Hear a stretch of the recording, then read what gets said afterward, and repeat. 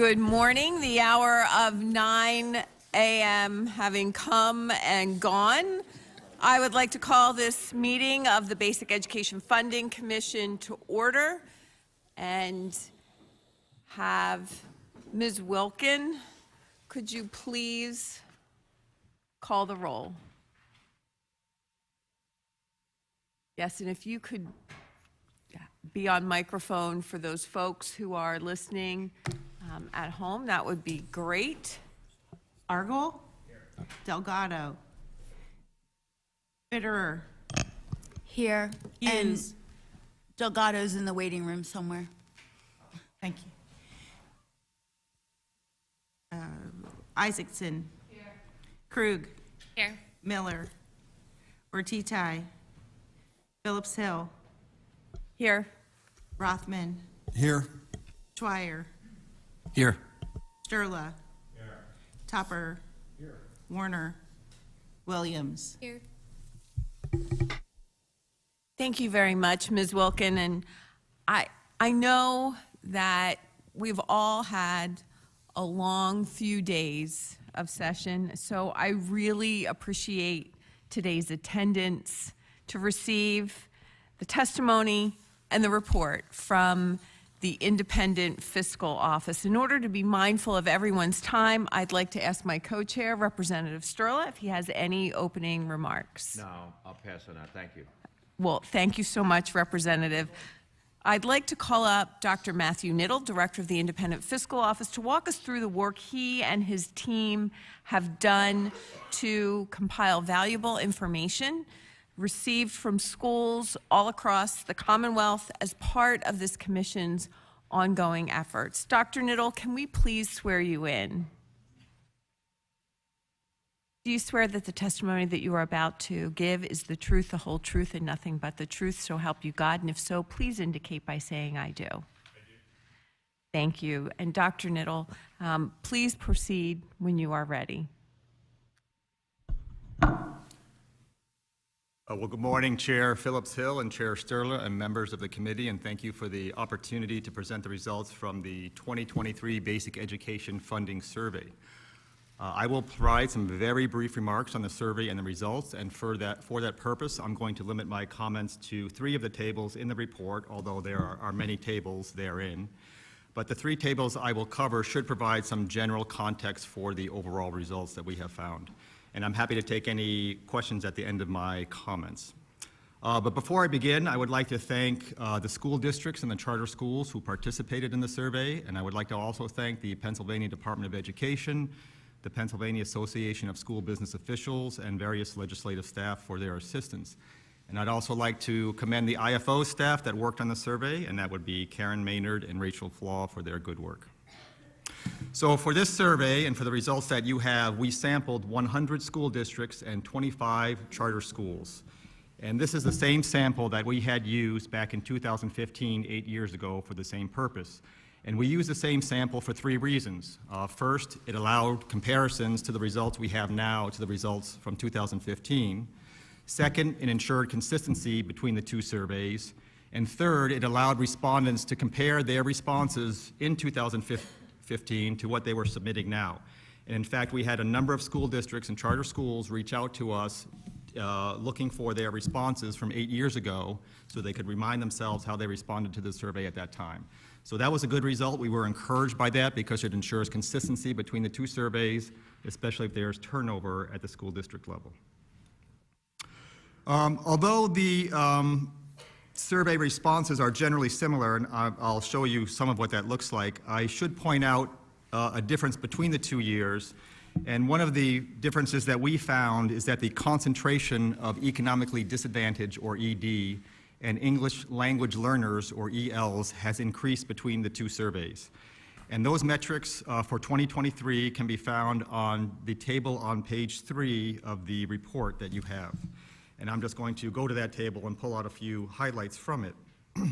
So this table on page 3 shows the concentration of ED and EL students based on the school performance profile, or SPP score, and the school districts were divided into 4 groups, and there are 4 columns here. So we had the high performers at 90+, we had the good schools between 80 and 90%, and then the proficient schools from 70 to 80%, and then the lower performing schools in the final column there at 70%. And I'm just going to focus on the top half of the table here that discuss the ED and the EL students. But you'll see at the top half here, the data show that 41% of students were in a school district where at least half the students were ED. And you can see that data in the final column to the right there in rows 4 and 5. I am summing those two figures, the 20% and the 21%. So that's where I'm getting the 41% of students were in a school district where more than half were economically disadvantaged. Now, if we were to go back to 2015 and make that same comparison, the figure for that year was 33%. So that's an 8 percentage point increase in the ED concentration. For EL students, it's the next bank of numbers in that table on page 3. For this year, 32% of students were in a school district where more than 5% were EL students. And that is in the final column in row 9. You'll see a percentage of 31.9%. If we went back to the 2015 survey, the comparable number there would be 22% of students. So that's an increase of 10 percentage points. So the takeaway from this table is that when we compare the 2 years, there are more ED students, there are more EL students, and the concentration of those students have increased in certain school districts. They tend to be larger school districts, and they tend to be lower performing school districts. For the next table, I'd like to turn your attention to page 4, which has statistics on the 2023 sample. And again, we're grouping them based on the SPP score. And let me note, as we've done before, since we're using the same sample, we did oversample good performing schools. And so these are schools that have an SPP score between 80 and 90%. And you can see from this table, there were 151 of them. We sampled or surveyed 58 for a 38% sample rate. The response rate for these schools, you'll see, was 82.8%, and the overall response rate to the far right there was 84%. So for all school districts, we sampled 20% of them, and we had a response rate of 84%. If we were to weight that by ADM, or the number of students in the schools, that goes up even further to 93%. So a very good response rate, and for the prior survey in 2015, the response rate was 89%. So we surpassed that mark from the last survey. Down at the very bottom of this table on page 4, you can see the charter school response rate. It was 44%. If we weight that by ADM, the response rate is 72%, and that compares to a response rate of 77% in the prior survey. So overall, we were very encouraged by the response rates for a government survey. This is very high, and that's a good outcome because it implies smaller confidence intervals and a greater accuracy of results. So a very good outcome for the survey. So for the main part of the survey, we asked the same questions as we did in 2015, and we requested information on student cost multipliers. For example, in relative terms, how much more costly is it to educate an ED or an EL student compared to a student that is not? And for those questions, the survey provided a drop-down menu of options that had cost multipliers that range from 1, which is the same cost, up to 2, which is twice as costly.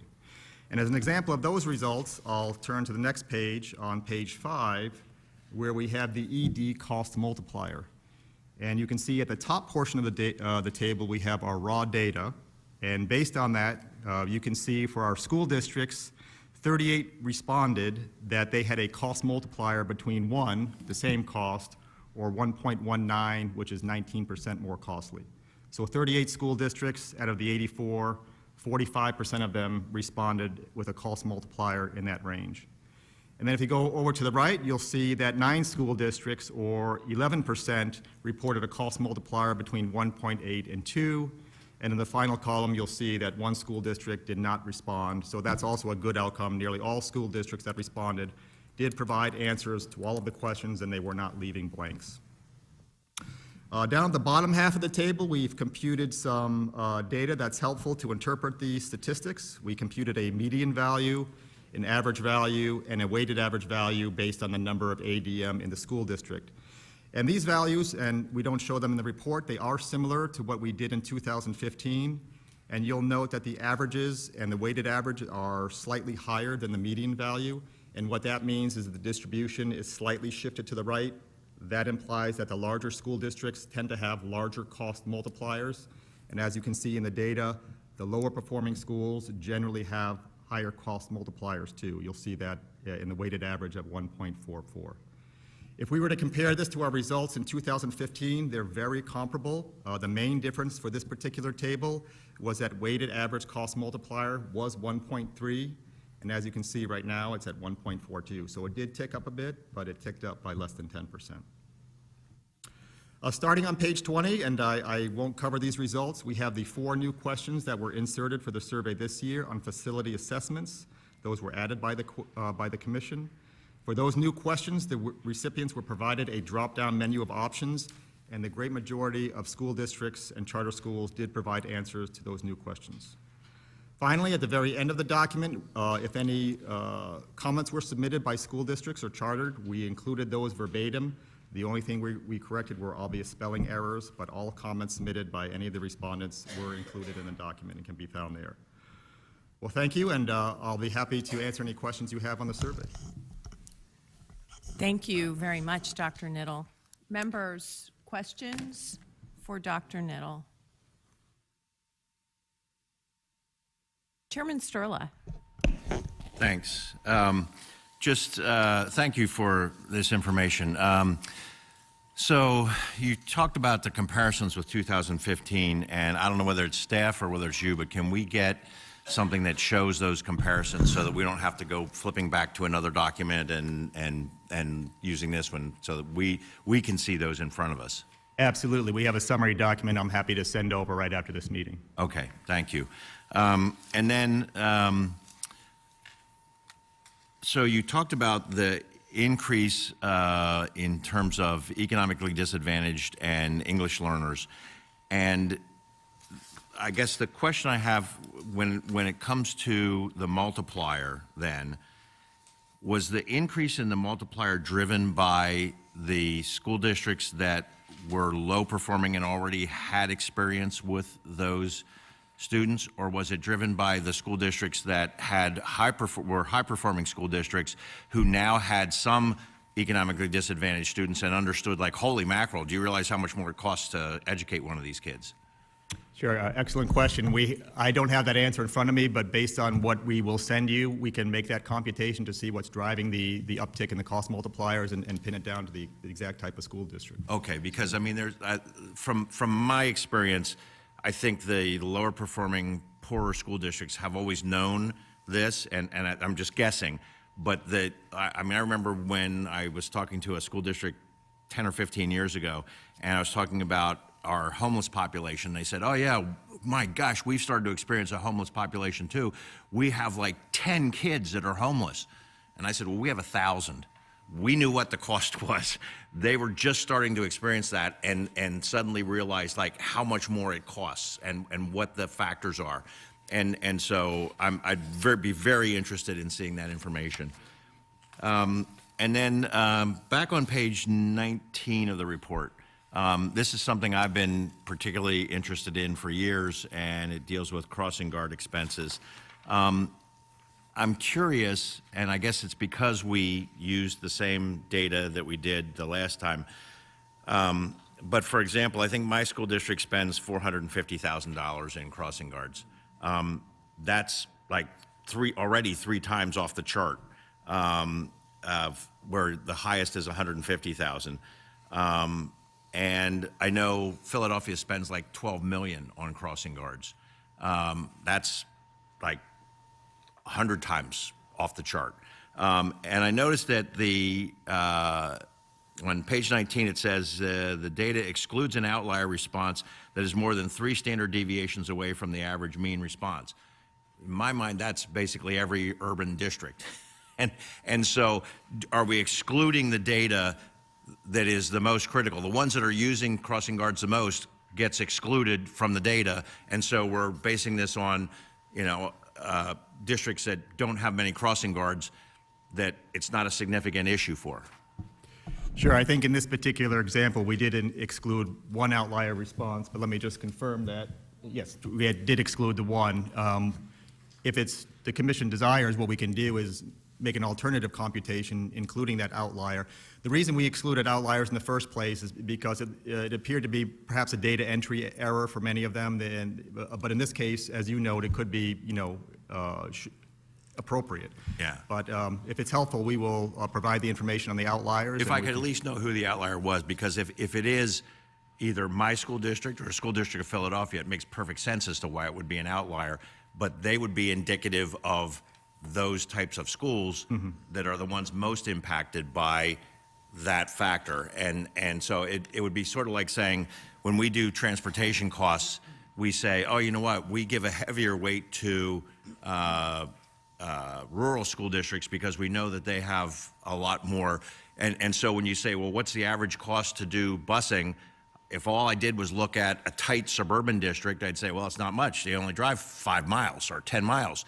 Whereas the rural school district says, we're busing kids 60, 70 miles. Our number's always going to be higher. And if that gets eliminated, then it looks like, well, why can't you transport kids for the same price as the tightly packed suburban district? And so I'm interested in those numbers also, if you could. Very good. We'll be pass that along to the commission as well. Okay, thank you. That's all I have for now.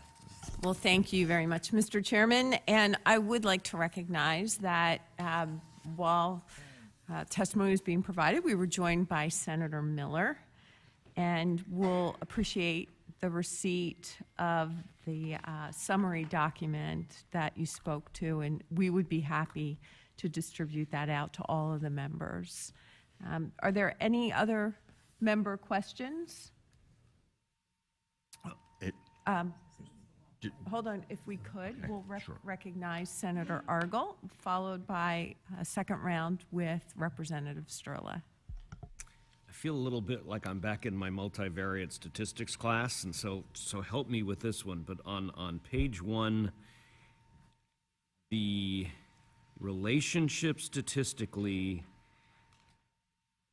between high-performing schools or schools performing, the SPP, the school performance profile, no clear relation with regular instruction cost per ADM.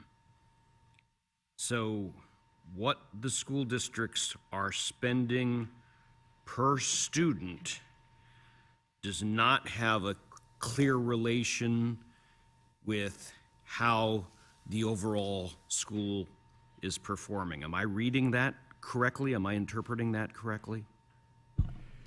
We didn't weigh in on that, on whether it was causation. We just tabulated the data that were available, so I would defer any questions on whether there's a direct causation between that and school performance. For these purposes, we were just compiling But there metrics. is not a statistical relationship. So we didn't test that. We didn't run any statistical tests on any of the data that you see before you. We just compiled the data, computed some averages that we thought would be helpful, and some medians. But as far as statistical tests, which would be necessary to demonstrate that, we did not perform any statistical tests. Okay, well, now you've really confused me. And it was not my favorite class, so just for the record. But the data reveal that SPP scores have, then down to 3, no clear relation with regular instruction cost per ADM. Can you put that one into plain English for us? So we're talking, because I guess I didn't know that I was asking about causation, but I'm asking about the data reveal that these scores have no clear relation with regular instruction cost per ADM. What exactly does that mean? So if you look at across the 4 metrics that we have here, and these were the same 4 that we had prior in the 2015 survey, some of the data are trending up, or some of the data are trending down. And for this particular one, it appears flat. Therefore, we didn't feel comfortable drawing any distinct conclusion from that, or whether it was causing a certain result. I would make the case that there's lots of various, as you know, to multivariate, there's lots of factors that are driving the performance scores. Instruction costs are one of them, but probably perhaps a dozen different variables that are driving those outcomes. Thank you. Thank you very much, Senator Argel.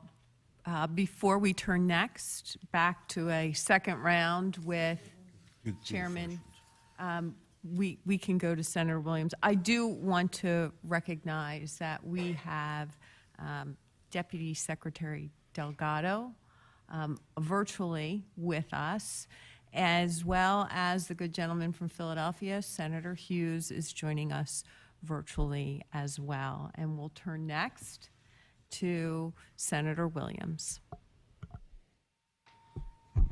Thank you. I did want to point out that the court concluded that there is definitely a correlation between cost and school performance. And I wanted to direct the members' attention to page 22, the comment from Altoona area, where the IFO was looking at. And they pointed out that significant costs related to the support of ED and EL students are found in the function codes outside of the 1100 series, but are included in the PDE 363 calculation. The multiplier above incorporates expenditures related to school psychologists, social workers, administrative support, nursing, building security, and tuition, career and tech ed centers. Those are all things that were included in the court's decision and Matt Kelly's calculation as to what is really driving costs for schools. So we can't just look at what is in the 1100 series, as Altoona pointed out. Thank you. Thank you, Senator Williams. Representative Schweier. Thank you. Thank you, Madam Chair, and good morning. Dr. Knittel, just a quick question on methodology, if I may. Your categories of school districts, even on the very first chart, were your SPP score of 90, 80, 70, and then everybody else was categorized at under 70. I'm just kind of curious as to why those were the breakdowns. Why was 70 the dividing number between people that we're looking at sort of as groups and then everybody else under 70? My recollection, and I had to check on it, is that that breakout was decided back in 2015, so we just went with the same characterization as then. Okay. Yeah, I just assumed, I assumed, but I wanted, and I wasn't, there was no trick questions. You know me well enough to know that I'm not going to do that to you, but I'm going to make an assumption. It's because that's our federally designated performance or proficiency standard. Does that sound like that might have been the reason back in 15? Let me confer, see if we can check on that when we respond to the commission. That'd be great. Sure. Thank you so much. That's all I got. Thank you. Thank you, Representative Schweier. Any further questions before I turn to Chairman Sturla for a second round? Chairman Sturla. Thanks. Just as a follow-up, because you're checking on the crossing guard outlier, I noticed there's two other categories of particular interest to me that have the outlier listed also, and that's the homeless students and the students arriving during the school year.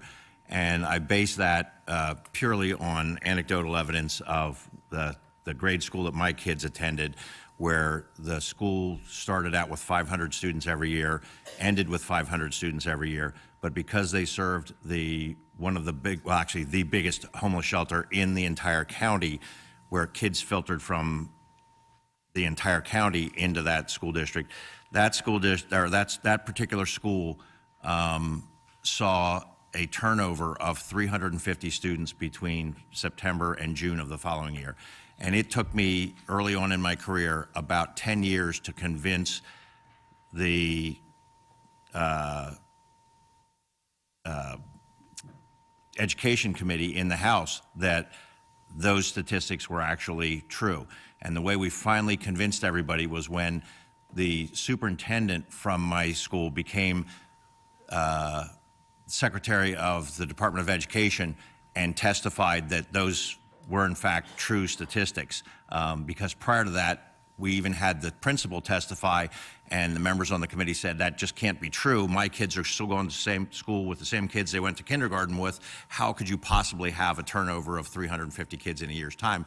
And it's because they served a homeless shelter. And so my sense is that you're going to have an outlier in most urban schools that are the center of a county where all the homeless shelters are done. And so if we, again, take that as an outlier and throw it out, we're going to get the homogeneous hey, well, see, look, everybody else doesn't have homeless students. They don't have turnover. They don't, and we didn't have turnover in every school in that district. We had turnover in one school in that district that served that homeless shelter. And so those schools, if we don't have a factor for them, are going to get blown out of the water every time because they're the statistical outlier. So if we could look at that, I'd really appreciate that. Thanks. Are there any further questions? Seeing none, want to thank Dr. Knittel and his team for this report and for his testimony here today. It's very much appreciated, and we'll look forward to receiving the additional information which we will share with all the members of the commission. And before we adjourn, I have 3 testimonies that I would need to submit into the record. The joint testimony of Lieutenant General Benchoff, Brigadier General Schwartz, and Rear Admiral Wilson on behalf of Mission Readiness Council for a Strong America. Dr. Betty Lee Davis, part of the Trauma Informed Education Coalition and Commonwealth Charter Academy, the state's largest K-12 public cyber charter school. All information, including the Independent Fiscal Office's study, will be available on the Commission's website, and that is basiceducationfundingcommission.com. All comments that are submitted through the website are made publicly available and will be part of the Commission's report.